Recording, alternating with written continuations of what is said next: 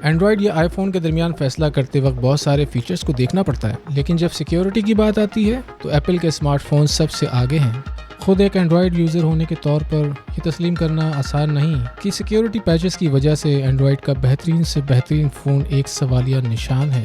آئی O S کے مقابلے میں اینڈرائڈ کو آپ اپنے حساب سے کسٹمائز کر سکتے ہیں، لیکن اس میں سیکیورٹی کا مسئلہ ہے۔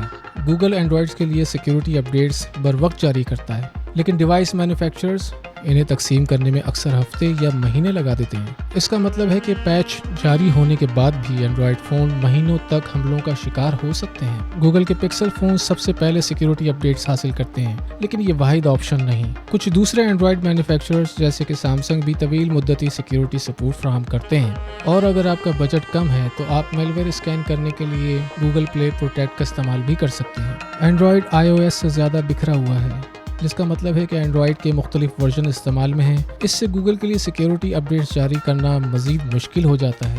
ہیکرز اکثر اینڈرائڈ فون کو نشانہ بناتے ہیں کیونکہ وہ جانتے ہیں کہ اینڈرائڈ آپریٹنگ سسٹم میں زیادہ کمزوریاں ہیں۔ اینڈرائڈ فون کی حفاظت کا بہترین طریقہ یہ ہے کہ اسے تازہ ترین سیکیورٹی پیچ کے ساتھ اپ ٹو ڈیٹ رکھیں۔